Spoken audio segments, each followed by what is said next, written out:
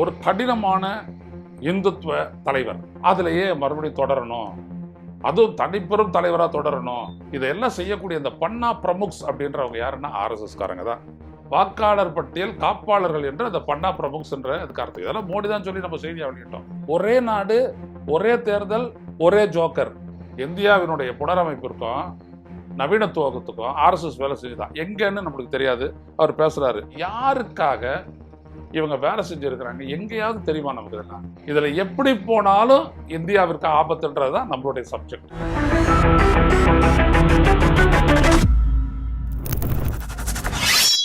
வணக்கம் தோழர்களே.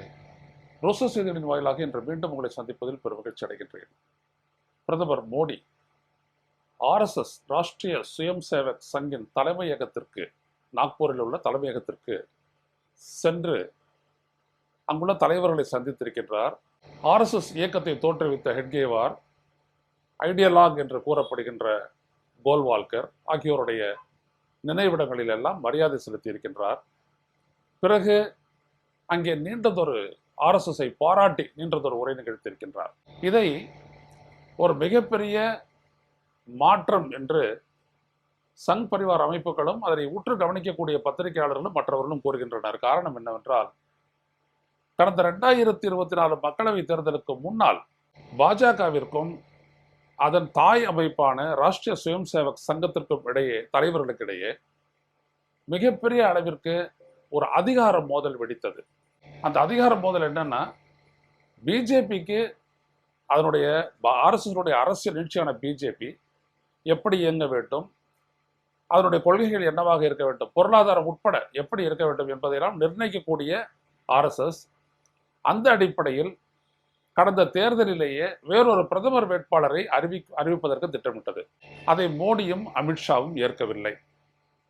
இப்படி ஒரு நிலை வரும் என்று தெரிந்துதான் மோடியும் அமித்ஷாவும் என்ன செய்தார்கள் என்றால், மாநிலங்களில் உள்ள தலைமைகள் எல்லாவற்றையும் ஆர்எஸ்எஸ் இருந்து நியமிக்கப்படுவதை தடுத்துவிட்டு வெளியிலிருந்து வந்தவர்களை எல்லாம், இங்கே இருக்கக்கூடிய அண்ணாமலை உட்பட அவர்களை எல்லாம் தலைமை பொறுப்புக்கு நியமனம் செய்து தங்களுடைய ஆளுமையை அங்கே நிலைநிறுத்தினார்கள். எனவே ஆர்எஸ்எஸ்ஸால் இதற்கு மேல் பாஜகவை சிதைக்க முடியாது என்று அவர்கள் ஒரு நினைப்பில் இயங்கிக் கொண்டிருந்தார்கள். இப்படிப்பட்ட நிலையில்தான் அங்கே மக்களவைத் தேர்தல் வந்தது. 2024 மக்களவைத் தேர்தல். அதற்கு முன்னால் நடந்த சட்டசபை தேர்தல்களிலும் பாஜகவிற்கு சில இடங்களில் பெரிய இழப்புகள் எல்லாம் ஏற்பட்டன.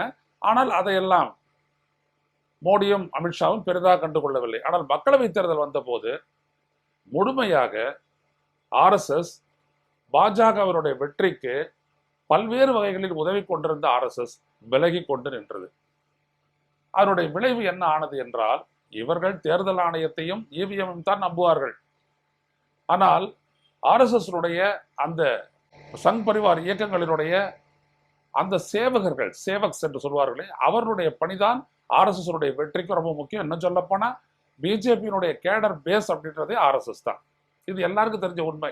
அவ்வாறு இருக்க ஆர்எஸ்எஸ் ஒதுங்கி கொண்டதும் உத்தரப்பிரதேசத்தில் அவர்கள் பெரும் தோல்வியை சந்தித்தார்கள்.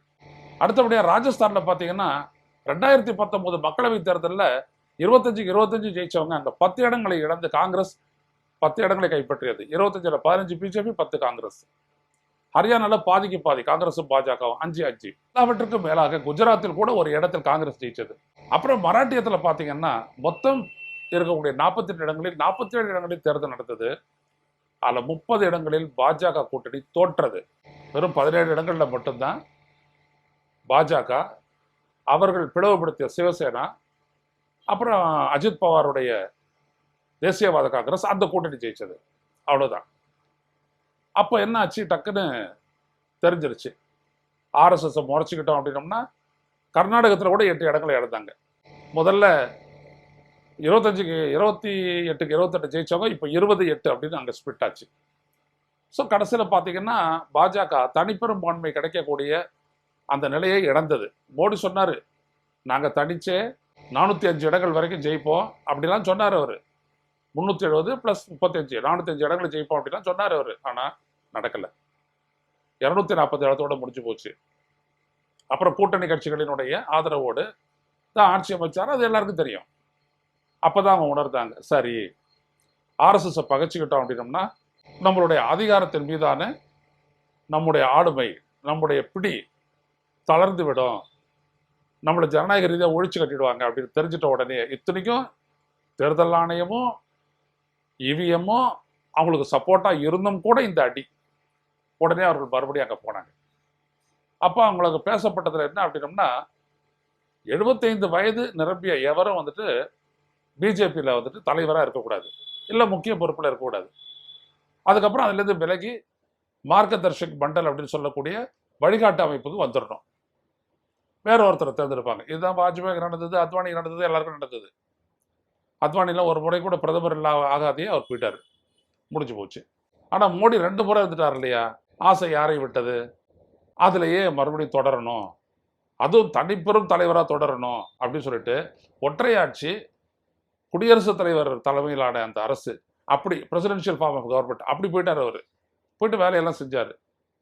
இப்போ இந்த இடத்துல வந்துட்டு ஆர்எஸ்எஸ்னுடைய பிடி, ஆர்எஸ்எஸ்னுடைய துணை ஆதரவு தனக்கு தேவை அப்படின்றத உணர்ந்து அப்போவே அவங்களுக்குள்ள ஒரு காம்ப்ரமைஸ் எல்லாம் வந்துச்சு.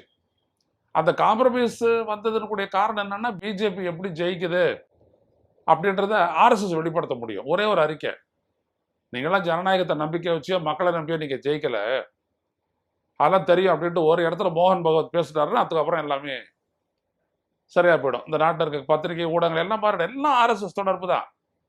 எல்லாம் மேல் சாதியினர் தானே அங்கே இருக்காங்க, அவங்க எல்லாம் ஆர்எஸ்எஸ் தொடர்புடையவங்க தான். 75-80% அவங்க தான். அப்படி இருக்க இந்த காம்ப்ரமைஸ் ஆனதுக்கு பிறகு நீங்கள் பார்த்தீங்கன்னா, ஹரியானாவில் ஊழல் பண்ணாங்க, ஜெயிச்சாங்க, ஃபுல்லாக ஜெயிச்சாங்க, ஆட்சிக்கு வந்தாங்க. மராட்டியத்தில் பண்ணாங்க, ஆட்சிக்கு வந்துட்டாங்க. டெல்லியில் பண்ணாங்க, ஆட்சிக்கு வந்துட்டாங்க. எது தேவையில்லையோ அந்த இடங்களில் வந்துட்டு எதுவுமே பண்ணலை. ஜம்மு அண்ட் காஷ்மீரையும் ஜார்க்கண்டையும். ஸோ அது எதிர்கட்சிகள் ஜெயிச்சிருச்சு, இவ்வளோதான். அப்போ ஒரு விடைய உறுதியாச்சு. இப்போ யார் இந்த வேலையெல்லாம் செஞ்சதுன்னா, வாக்காளர்களை புதுசாக சேர்ப்பது, வாக்காளர் பட்டியலில் இருந்து இருக்கக்கூடிய வாக்காளர்களை இவங்கெல்லாம் யார் ஓட்டு போட மாட்டாங்க அப்படின்றதெல்லாம் பார்த்து நீக்குவது, இதையெல்லாம் செய்யக்கூடிய இந்த பன்னா பிரமுக்ஸ் அப்படின்றவங்க யாருன்னா ஆர்எஸ்எஸ் காரங்க தான்.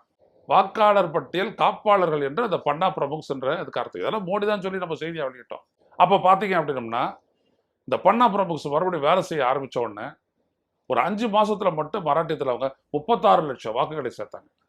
ஏற்கனவே ஒரு 5 ஆண்டு காலத்தில் சேர்த்த 35 லட்சம், மொத்தம் 71 லட்சம் வாக்குகளை சேர்த்ததோடு மட்டும் இல்லாமல் 49 லட்சம் பேரை வாக்காளர் பட்டியலிருந்து நீக்கினாங்க. இதெல்லாம் பெரிய பிரச்சனையாகி பேசப்பட்டது மராட்டிய தேர்தலில். ஆனால் இந்த அகில இந்திய ஊடகங்கள், அகில இந்திய அப்படின்னாலே மோசடி தான், அகில இந்திய ஊடகங்கள் எல்லாம் இதையெல்லாம் போட்டு அப்படியே மறைத்து விட்டன. எதையுமே தெரியாது பண்ணிடுச்சு. விவாதத்துக்கே அதை கொண்டு போகல. தேர்தல் ஆணையம் இதெல்லாம் குறைகள் எப்போதும் சொல்லுவாங்க தான் தோத்தவங்க அப்படின்னு சொல்லிட்டு பூசி மூடிட்டு போயிட்டாங்க. தோத்தவன் சொன்னா உண்மை கிடையாது, ஜெயிச்சவன் எது சொன்னாலும் உண்மை அப்படின்ற அளவுக்கு கொண்டு போயிட்டாங்க. சரி, முடிஞ்சு போச்சு. இப்படிப்பட்ட நிலையில் தான் அவர் செப்டம்பர்ல இவர் 75வது வயதை அடைகிறார், நிறைவு செய்கிறார். 75 வயது நிறைவு செய்கிறார். இவர் இருப்பதா போவதா என்கின்ற ஒரு இடத்தில் தான் இந்த 11 ஆண்டுகளில் 2014 ஆட்சி பிரதமராக பொறுப்பேற்றதுல இருந்துட்டு 3 தேர்தலை சந்திச்சுட்டாரு, 3வது முறையா பிரதமர் ஆயிட்டாரு. ஆனா ஒரு முறை கூட ஆர்எஸ்எஸ் பக்கம் தலை வச்சு படுக்காதவர். டெல்லியில் ஆர்எஸ்எஸ் தலைமை கவனத்தை கட்டியிருக்கிறாங்க. அது பல லட்சக்கணக்கான ஸ்கொயர் ஃபீட்டு. அதுக்கெல்லாம் பணம் எங்கேயோ இருந்ததுலாம் ஈடி கேட்கல, கட்டி கட்டி முடிச்சாங்க. அதனுடைய இதுக்கு போனார் மோடி. இப்போ அந்த தலைமையகத்தில் போய் ஹெட்கேவாருக்கும் கோல்வால்கருக்கும் அவர் வந்துட்டு பண்ணும்போது அவர் பேசுகிற ஆர்எஸ்எஸ் அவங்க எப்படியெல்லாம் பண்ணியிருக்கிறாங்க தெரியுங்களா? The RSS India is a huge banyan tree of immortal culture and modernisation. எது இந்தியாவினுடைய புனரமைப்பிற்கும் நவீனத்துவத்துக்கும் ஆர்எஸ்எஸ் வேலை செஞ்சுதான். எங்கன்னு நம்மளுக்கு தெரியாது. அவர் பேசுறாரு, lakhs of crores of swayamsevaks are likes its stems and branches selflessly serving the country with unwavering dedication and commitment. யாருக்காக இவங்க வேலை செஞ்சிருக்கிறாங்க எங்கேயாவது தெரியுமா நமக்கு இதெல்லாம்? ஆனால் மோடிக்கு மட்டும் தெரியுது. அன்வேவரிங் சர்வீஸ், மனம் கொஞ்சம் கூட அப்படி இப்படிலாம் போகாது. அப்படி சர்வீஸ் எங்க யாருக்கு பண்ணீங்க? இதெல்லாம் இந்த ஊடகங்கள் கேட்காது. அவங்கெல்லாம் வெறும் செய்தியை வெளியிடுறதோடு சரி. ஸோ இதெல்லாம் பேசிட்டு வர்றாரு. இப்போ நம்ம இதுல இருந்து என்ன கன்க்ளூஷனுக்கு வரணும்? என்ன சொல்லிட்டாங்க? சிவசேனா கட்சியை சேர்ந்த சஞ்சய் ரவுத் என்ன சொல்லிட்டாரு? 75வது வயசு நிறைய போகுது, அந்த ப்ராமிஸை நிறைவேற்றணும், அதை நிறைவேற்றுறதுக்காக தான் ஆர்எஸ்எஸ் ஹெட் குவார்ட்டர்ஸ்க்கு பிஜேபி வந்திருக்கிறாரு அப்படின்ட்டு அவர் சொல்ல, மராட்டிய மாநில முதலமைச்சர் ஃபட்னாவிஸ், அவர் இந்த சித்பவன் பிராமின் ஆர்எஸ்எஸ் தலைவராக இருந்தவங்க அவங்க தான், ஆர்எஸ்எஸ் உருவாக்கினது அவங்க தான். ஹெட்பகர்லாம் சித்பவன் பிராமின் என்ற ஒரு பர்டிகுலர் கம்யூனிட்டி, பிராமண கம்யூனிட்டி. அதான், அதெல்லாம் ஒன்றும் இல்லை. மோடி தான் மறுபடியும் 29 பிரதமர் வேட்பாளராக நிற்பாரு அப்படின்னு சொல்லிட்டு அவர் பேச இது ஒரு பெரிய சர்ச்சையாக இருக்குது. என்ன நடக்கும்? மோடி என்ன சொல்லியிருப்பாரு? ஆர்எஸ்எஸ் என்ன சொல்லும்? ஆர்எஸ்எஸை பொறுத்த வரைக்கும் என்னன்னா, எங்களுடைய பிடிப்புக்குள்ளே இருந்து நீ வேலை செய்யல, உன்னை தோற்கடிச்சோம், நீ இது வரைக்கும் இருந்துட்ட, 75 வயசு ஆகி போச்சு, விலகிக்க, நாங்கள் அடுத்த ஆளை தேர்ந்தெடுக்கிறோம் அப்படின்றதுல ஆர்எஸ்எஸ் விட்டு தராது. ஆனால் மோடி என்ன சொல்வார்? இது வரைக்கும் இல்லாத அளவுக்கு இந்தியாவினுடைய எஸ்டாப்ளிஷ்மெண்ட் மேலே, இந்தியாவுடைய ஆட்சி அதிகாரத்தின் மேலே ஆர்எஸ்எஸ் பிஜேபியினுடைய பிடி அந்த அளவுக்கு இறுகி இருக்குது. நாம நினைச்சவங்க தான் ஜட்ஜி, நாம் நினைச்சவங்க தான் தேர்தல் ஆணையர், நம்ம நினைச்சவங்க தான் எல்லாம் எல்லாம் எல்லாம் ஐஏஎஸ் ஐபிஎஸ் கலெக்டர் போக்குவரத்து எல்லாம் நம்ம ஆட்கள் தான். இதை வச்சுக்கிட்டு நீங்க நினைக்கக்கூடிய அந்த இந்து ராஷ்டிராவை அமைச்சிடலாம், ஒரே நாடு ஒரே தேர்தலை நான் முடிச்சிட்டேன் அப்படின்னோம்னா, நீங்க நினைக்கக்கூடிய ஒரே கல்ச்சுரல் நேஷன், அதான் ஆர்எஸ்எஸ் நோக்கம், ஒரே பண்பாட்டு தேசம் அப்படின்றத உருவாக்கிடலாம். ஸோ நீங்க அது முடிக்கிற வரைக்கும் நான் இருக்கிறேன் அப்படின்னு சொல்லி இவர் அவங்க கிட்ட ஒரு பெயில் வாங்குவார். அது ஆர்எஸ்எஸ் ஒத்துக்குமா இல்லையா அப்படின்றத பொறுத்திருந்து பார்ப்போம். ஆனா இதுல எப்படி போனாலும் இந்தியாவிற்கு ஆபத்துன்றதுதான் நம்மளுடைய சப்ஜெக்ட். ஒருவேளை மோடி விட்டு கொடுத்து பதவி விலகிறேன்னு ஒத்துக்கிட்டா அப்போ அமித்ஷா அங்க வரமாட்டாரு. அங்க யோகி ஆதித்யநாத் மாதிரி ஒரு ஹாட்லைனர்னுவாங்க இல்லையா, அந்த ஆர்எஸ்எஸ் வடிவமாவே வாழறான் பார்த்தீங்களா, தொட்டதுக்கெல்லாம் ஆர்எஸ்எஸ், வெளியில வராத, மசூதியை விட்டு வெளில வந்து நான் தூக்கி உள்ள போட்டுருவேன், இன்னைக்கெல்லாம் எல்லா இடத்துலையும் போயிட்டு நீங்க ஒன்னா பண்ணுவீங்களா, தாராளமா பண்ணுங்க, எங்கேயும் வந்துட்டு மைக் செட் எல்லாம் போட்டக்கூடாது அப்படிலாம் சொல்லி கட்டுப்படுத்தி உத்தரப்பிரதேசத்துல ஒரு இந்து ராஷ்டிரா உருவாக்கினார் இல்லையா, புல்டோசர்லாம் வச்சுக்கிட்டு, அதுதான் ஆர்எஸ்எஸ் விரும்புது. ஒரு கடினமான இந்துத்துவ தலைவர் அது யாருன்னா யோகி ஆதித்யநாத். ஸோ யோகி ஆதித்யநாத்தை அந்த இடத்துல கொண்டாந்து உட்கார வைப்பாங்க. இதை மற்றவங்க ஒத்துக்கணும், அது வேற விஷயம். அதெல்லாம் எப்படி கன்வின்ஸ் பண்ண போறாங்கன்றதை பார்ப்போம். உட்கார வைப்பாங்க, உட்கார வச்சு அவங்க நினைக்கிறத சாதிக்கிறான்னுவாங்க. இப்ப என்ன நடக்கும்? அப்படி ஒன்று நடந்துச்சு அப்படின்னோம்னா, இன்னைக்கு உத்தரப்பிரதேசத்தில் நடக்கிறது நாளைக்கு நாடு முழுவதும் நடக்கும். புல்டோசரை வச்சு சட்டம் ஒழுங்கை சீர்குலைப்பவர்களின் வீடுகளை சொத்துக்களை இடிப்பது சட்டப்படியானதுன்னு சட்டம் போட்டுருவார் இவர். யார் யாரெல்லாம் பூர்வீகத்தை நிரூபிக்கலையோ அவங்களாம் இந்த நாட்டை விட்டு வெளியேறணும் அப்படின்னு சொல்லிட்டு இந்த நாட்டில் இருக்க முஸ்லீம்களை எல்லாம் குறி வச்சு வெளியே, அதாவது நாடே ஒரு கலவர பூமியா மாறிடும். அதான் ஆர்எஸ்எஸ் வேணும். ஸோ ஒன்று நீ இந்துன்னு சொல்லிக்கிட்டு இந்த நாட்டில் இரு, இல்லையா இந்த நாட்டுக்கு நீ சம்மந்தப்படாத, நீ தமிழனா தெலுங்கனா கன்னடிகரா தெலுங்கு இது மலையாளியை ஐடென்டிஃபை பண்ணினா அதெல்லாம் ஏற்றுக்க கொள்ள முடியாது. முதல்ல நீ இந்துன்றதை ஒத்துக்க. அதுக்கு ஒரு பேண்டு கட்டிக்கிட்டு தான் நீ போகணும், ஒரு காவி பேண்ட் கட்டிக்கிட்டு தான் போகணும். எல்லாரும் ஒரு போலீஸ்காரனை பார்த்தா கூட அப்படின்னும் அது தெரியும். அப்படியே ஒரு ஃபாசிஸ்ட் அப்படின்னோம்னா அந்த அளவுக்கு கொண்டு போயிடுவாங்க, இந்த அளவுக்கு கொண்டு போயிடுவாங்க. இப்படி வந்ததுன்னா, அப்படி நடக்கலைன்னா என்ன ஆகும்? ஆர்எஸ்எஸ் ஒத்துழைப்போட பிரதமராக அவர் தொடர்ந்தானா என்ன ஆகும்? இந்த 2029 நடக்கக்கூடிய ஒரே நாடு ஒரே தேர்தலுக்கான அதை ஆர்எஸ்எஸ் ஒத்துழைப்புடன் பிரமாதமா நடத்தி முடிப்பாங்க. அதுக்கு முன்னாடி 26 தேர்தலில் இருந்துட்டு தமிழ்நாட்டை குறி வச்சு கிளீன் பண்ணுவாங்க. இருக்கக்கூடிய ஆர்எஸ்எஸ் அஃபிலியேட்ஸ் எல்லாம், ஆர்எஸ்எஸ் அஃபிலியேட்ஸ்னா சங் பரிவார அமைப்புகள் எல்லாம் அதோட சேர்ந்து இங்கே இருக்கக்கூடிய சாதிய அமைப்புகள், சாதியத்தை தக்க வைக்கணும், ஆதிக்கத்தை தக்க வைக்கணுன்றவங்க எல்லாம் ஆர்எஸ்எஸ் வழிக்கு போயிடுவாங்க. ஸோ இவங்கெல்லாம் அரசு மட்டத்தில் எவ்வளோ இருக்காங்களோ இவங்க எல்லாம் சேர்ந்து என்ன பண்ணுவாங்க, இந்த தேர்தல் ஆணையத்தை இவிஎம்ஐ வச்சுக்கிட்டு தேர்தலில் குளறுபடி செய்து அதிமுக பாஜக அவங்களோட சேர்ந்த மற்றவங்களெல்லாம் சேர்ந்த அந்த கூட்டணியை வெற்றி பெற வைக்கக்கூடிய முயற்சியில் பட்டு பயங்கரமாக ஈடுபடுவாங்க. வன்முறையெல்லாம் வெடிக்கும், நல்லா பண்ணுவாங்க, அதில் பற்றி கவலையே பட மாட்டாங்க. யார் ரத்தம் சிந்தினாலும் பாதிக்கப்படுறோம் பாப்பான் இல்லை, தூக்கி வெளில வை, ரொம்ப தெளிவாக செய்வாங்க அவங்களாம். அதான் செய்ய போகிறாங்க. அப்படி ஒன்று நடக்கும். ஆக அவங்களுடைய நோக்கம் என்னன்னா, 2029 மக்களவை தேர்தலுக்கு முன்னாடி, ஒரே நாடு ஒரே தேர்தலுக்கு முன்னாடி நடக்கக்கூடிய சட்டப்பேரவை தேர்தல், அதனால தான் மம்தா பானர்ஜி பயப்படுறாங்க இவங்க என்ன பண்ணுவாங்களோன்ட்டு. நடக்கக்கூடிய சட்டப்பேரவை தேர்தல் எல்லாத்துலேயும் பாஜக தலைமையிலான பாஜகவோ அல்லது பாஜக தலைமையிலான கூட்டணி தான் எல்லாத்தையும் ஜெயிச்சு எல்லா சட்டமன்றங்கள்லையும் 29ல் ஒரே நாடு ஒரே தேர்தலுக்காக கலைக்கிறது. இப்போ இங்கே ஒருவேளை திமுக ஜெயிச்சிருச்சு அப்படின்னா அவங்க கலைக்க மாட்டாங்க. அப்போ அது பிரச்சனை ஆகும். அப்படி பிரச்சனை ஆகக்கூடாது. காஷ்மீரை பற்றிலாம் அவங்களுக்கு ஒன்றும் பிரச்சனை இல்லை, கலைச்சி விட்ருவாங்க. தமிழ்நாட்டை அந்த மாதிரி செய்ய முடியாது, கேரளா அந்த மாதிரி செய்ய முடியாது, கர்நாடகா அந்த மாதிரி செய்ய முடியாது, தெலுங்கானா இங்கே தான் அவங்களுடைய பிரச்சனையே இருக்குது.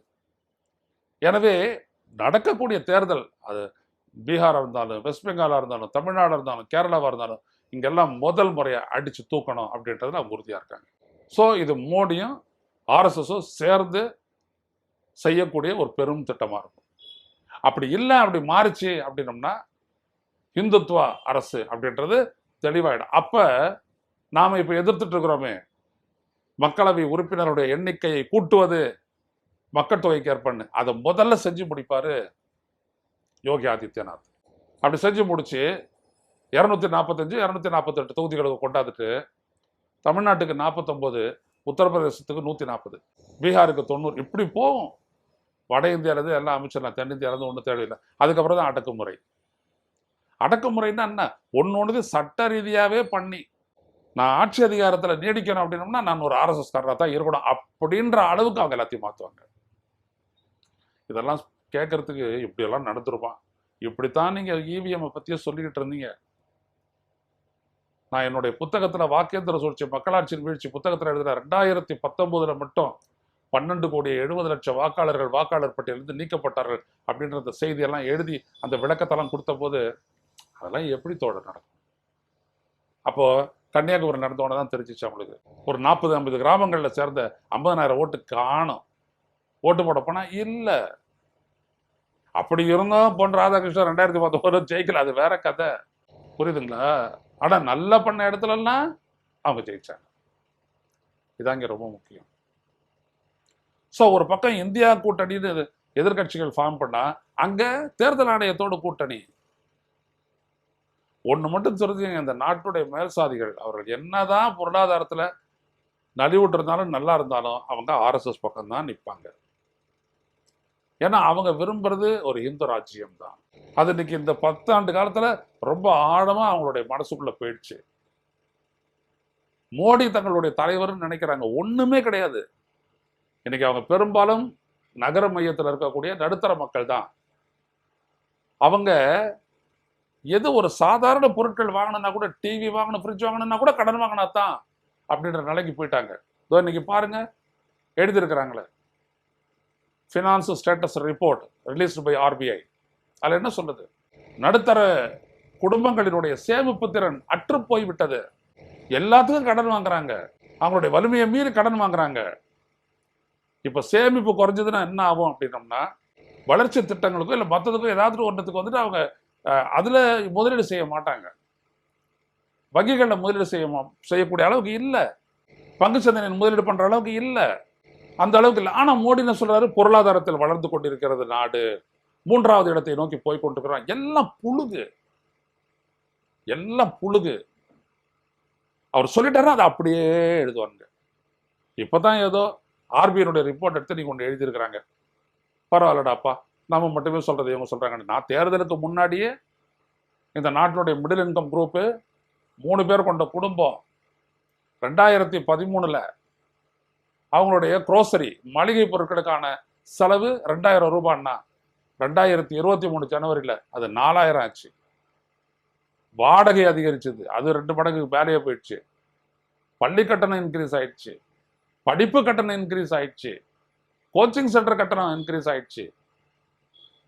எல்லா இடத்துலையும் கார்பரேட்டுடைய முதலீடுகளை போட்டு அவங்க கொள்ளையடிக்க நடுத்தர வர்க்கம் தான் கடுமையாக பாதிக்கப்பட்டது. ஆனாலும் அந்த நடுத்தர வர்க்கத்துக்கிட்ட போட்டிங்கன்னா, சார் என்னதான் சொல்லுங்க சார், மோடி வந்துட்ட உடனே தான் நம்மளுது என்ன கிடைச்சது உனக்கு? ஒன்றும் கிடையாது. ஆனால் அவங்களுடைய நாக்கில் வந்துட்டு சக்கரை தண்ணி தடவுற மாதிரி எக்கனாமிக்கலி வீக்கர் செக்ஷன் நமக்காக தானே கொண்டு வந்திருக்கா, இப்படி போறாங்க. அப்போ இவர்கள் ஏற்றுக்கொள்வார்கள். இவர்கள் தான் பத்திரிகை உலகம், மற்றதுலாம் கிளர்க்கு, அது இருந்துட்டு ஐஏஎஸ் வரைக்கும் இங்க இருந்தா எமர்ஜ் ஆகி போறாங்க பெரும்பாலும். அப்ப என்ன ஆகும் அப்படின்னம்னா, இந்த நாட்டினுடைய இந்த சாதிய சமூக ஆதிக்கத்தில் இருக்கிறவங்கெல்லாம் மோடி பக்கம் தான் நிற்பாங்க, ஆர்எஸ்எஸ் பக்கம் தான் நிற்பாங்க. எனவே மேலெடுத்த வாரியா நடக்கக்கூடிய இந்த மாற்றங்கள் எல்லாம் கீழே இருக்கக்கூடிய 90% 85% உழைக்கும் மக்களை கடுமையாக பாதிக்கும்.